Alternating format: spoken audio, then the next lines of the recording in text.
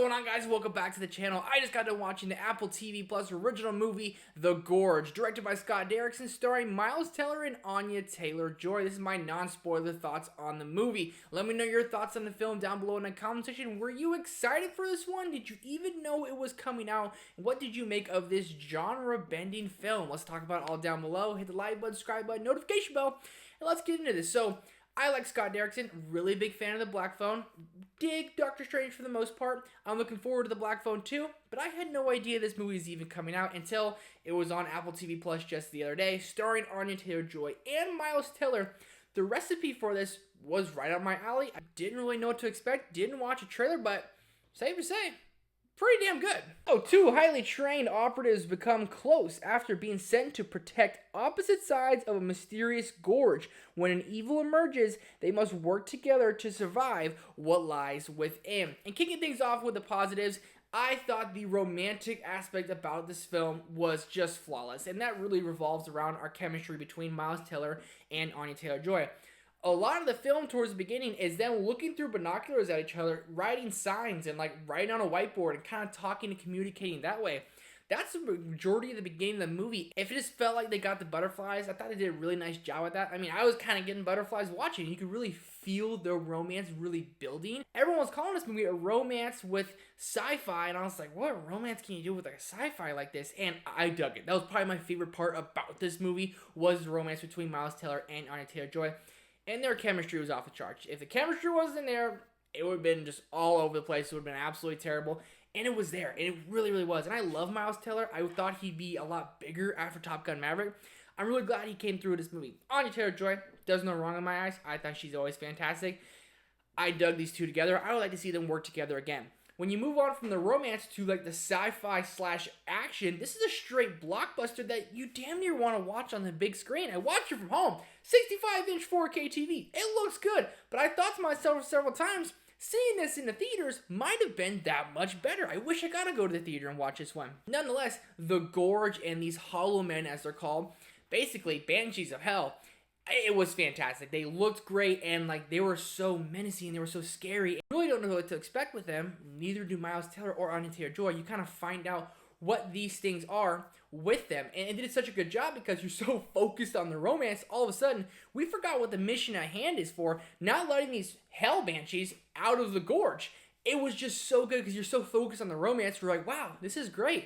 All hunky-dory. And then all of a sudden, you're like, we're in the gates of hell. They did a really good job of blending those two, and I just dug it. I dug it a lot. Towards the middle of the movie, when it's like full-on action sci-fi, dude, there's times where you're looking away. It has those horror aspects. It just made it feel kind of like The Walking Dead. Like, you just don't know what's going to pop out. The creature design was absolutely fantastic. Some of these things are riding horses.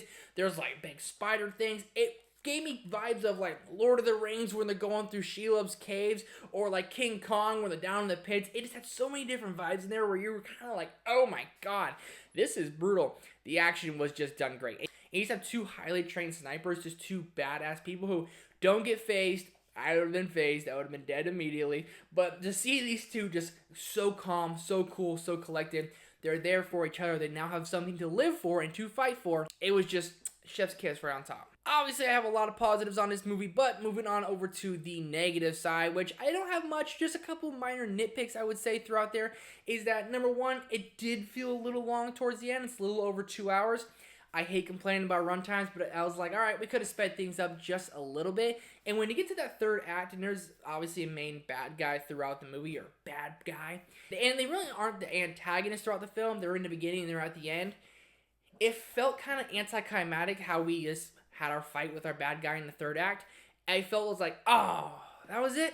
That was it? Like, we kind of built up to this point, and I felt like I kind of just fell through the cracks, and this is like the thrilling part of the end where like everything's coming to a close. You think that's going to like be this banger of a send-off, and it kind of dropped the ball a little bit in my eyes. And also, throughout times, the script is kind of elementary. It felt kind of like so on the nose with how they talked, or like, Bravo, Alpha 6, here we go. It kind of talked a little too like fake formal. It felt like they're trying to be military people when obviously they're not in real life. So it felt like it was all kind of like imposter syndrome with some of the dialogue.